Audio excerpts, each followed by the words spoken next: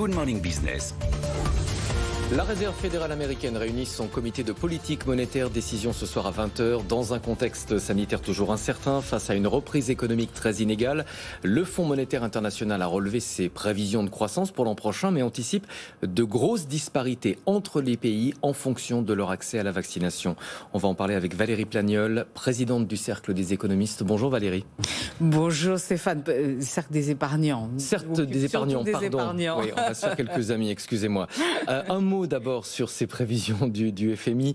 6% de croissance attendue cette année au niveau mondial, ça s'est inchangé. 4,9 l'an prochain. Le chiffre a été revu à la hausse pour 2022, mais avec une grosse inquiétude en fonction de l'accès à la vaccination. Certains pays risquent d'être à la traîne. Oui, c'est vraiment le temps des fractures. Et le FMI a déjà mis en avant en fait cette problématique. La Banque mondiale également, elle l'avait souligné. Et c'est vrai qu'elle s'accentue avec l'arrivée du variant Delta. La situation est quand même très inquiétante pour un certain nombre de pays et beaucoup de pays émergents en situation de grandes difficultés économiques, mais également face à la pandémie, puisque on craint véritablement que certains pays soient terriblement touchés. Alors c'est le cas déjà quand on voit ce qui se passe en Indonésie par exemple. C'est une véritable inquiétude dans ce que représente l'impact de la Covid sur l'ensemble du monde. Dans ce contexte, la Réserve fédérale américaine réunit son comité de politique monétaire. Décision ce soir. Qu'est-ce qu'il faut attendre de cette réunion ? Pas forcément dans la décision, mais dans les commentaires. J'avoue, là encore, j'en attends pas grand-chose pour tout vous dire, parce que il me semble que de nouveau la Réserve fédérale est un petit peu attentiste. Il y a ce qu'on appelle, vous vous souvenez de cette expression, on l'emploie plus beaucoup parce qu'on a l'impression qu'on ne le retire jamais, mais c'est le syndrome du fameux bol de punch qu'il faut savoir retirer au bon moment lorsque la fête bat son plein. Et on a le sentiment que ce bol de punch est là pour toujours, ou en tout cas pour encore très longtemps. Dans une situation qui reste elle aussi incertaine. Alors c'est vrai qu'aux États-Unis, le taux de vaccination a fortement augmenté. Il n'empêche, il reste une espèce d'inquiétude sourde. Les derniers indicateurs de confiance, y compris du côté des ménages, ne sont pas aussi vigoureux, aussi extraordinaires qu'on ne pourrait le craindre, ou qu'on aurait pu l'espérer plutôt, devrais-je dire. Et une espèce d'incertitude quand même de comment on va agir. On est aussi dans l'attente du fameux budget supplémentaire, enfin du plan d'infrastructure américain qui donne toujours lieu à des disputes importantes au niveau du Congrès et un blocage réel. Et vous savez qu'à la fin du mois, eh bien, on sera au plafond de la dette. Donc la secrétaire d'État Janet Yellen avertit aussi que cette situation risque d'être compliquée entre le gouvernement et le Congrès. Le grand rendez-vous des banques centrales, ce sera le mois prochain, fin août, le traditionnel symposium de Jackson Hole. Est-ce qu'il faut en attendre quelque chose ? C'est un endroit où on réfléchit, pas forcément un endroit où on décide.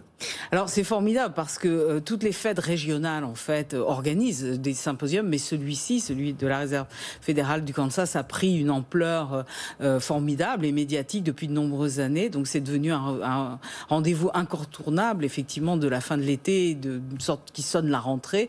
Et c'est un lieu de réflexion essentiellement, mais c'est devenu au fil du temps aussi un moment où on attend particulièrement le message, peut-être un message plus global, plus théorique en quelque sorte de la part de la Réserve fédérale, et ça a été le cas ces dernières années, y compris l'année dernière lorsque Jérôme Powell a véritablement donné le sens de l'orientation de la Réserve, de sa politique monétaire au regard justement des objectifs d'inflation.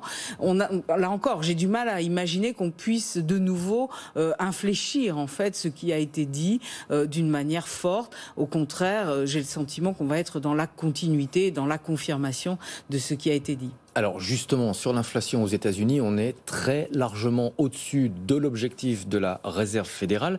Est-ce que vous pensez toujours, comme le dit la Fed, qu'il s'agit d'un pic d'inflation temporaire? Alors c'est vrai que ça reste le discours général, et il est fort probable qu'avec les effets de base que nous avons connus au printemps de cette année, eh bien le printemps prochain nous aurons probablement un ralentissement de l'inflation. Et franchement, je reviens à ce que nous disions tout début, c'est-à-dire le message du FMI, il est pour le moins ambigu, parce qu'à la fois tout le monde s'attend effectivement à une atténuation de ces pressions inflationnistes, mais Sauf si elle ne s'atténue pas en quelque sorte, c'est-à-dire si cette croissance finalement assez vigoureuse donne lieu, en tout cas sur certains produits, et notamment les matières premières industrielles, les matières premières alimentaires, à une persistance de ces hausses des prix qui finirait par se traduire de manière plus permanente. Là, cette fois-ci, dans les anticipations qu'auraient les consommateurs à voir devant eux une inflation à s'accroître. Plusieurs grands groupes américains, notamment Coca-Cola, ont annoncé des hausses de prix pour répercuter la flambée de certaines matières premières et des coûts du fret. Est-ce qu'il n'y a pas malgré tout un risque d'emballement de cette inflation ? C'est vraiment le problème. C'est-à-dire que, vous savez, ça avait déjà été souligné, toute une génération de gens qui aujourd'hui travaillent, des consommateurs, n'ont jamais connu véritablement l'inflation. L'inflation dont on parle des années 70, 80 est véritablement un phénomène quasiment oublié. Et la modification des anticipations dans ce domaine veut dire aussi une modification des comportements.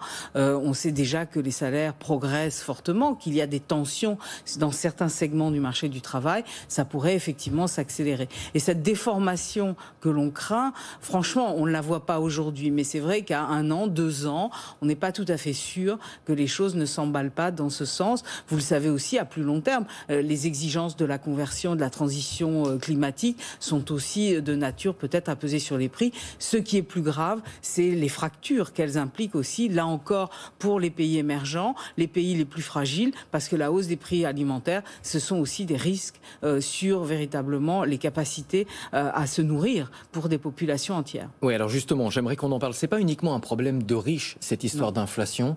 Ça peut vraiment déstabiliser un certain nombre de pays si effectivement le prix des produits alimentaires continue de flamber. Certains pays d'ailleurs sont déjà confrontés à des troubles sociaux, c'est-à-dire que vous avez d'un côté un risque économique et un risque sanitaire. Les deux combinés sont extrêmement explosifs et dangereux et gravissimes pour la population. Est-ce que les incertitudes sur le variant Delta, à votre avis, vont inciter les banques centrales à réfléchir davantage avant d'amorcer le tapering, c'est-à-dire la normalisation progressive de leur politique monétaire ? On a vu que Christine Lagarde était inquiète la semaine dernière. Évidemment. Évidemment, aujourd'hui, il y a cette inquiétude. Alors, moi, je regarde toujours du côté des statistiques britanniques parce que le Royaume-Uni, qui est très avancé dans la vaccination, donne, semble-t-il, des signaux plutôt rassurants. C'est-à-dire que l'ampleur d'une vaccination et d'une immunité collective atteinte limite les risques de véritablement d'interruption de l'activité. On l'espère, mais on n'en est pas sûr encore. D'où cette course, effectivement, à la vaccination. Mais là encore, les programmes de distribution au niveau international reste effectivement, dans le cadre de l'OMS, insuffisant. Merci beaucoup Valérie Plagniol, présidente du Cercle des épargnants. Merci d'être venue en plateau ce matin. Nos amitiés au Cercle des économistes.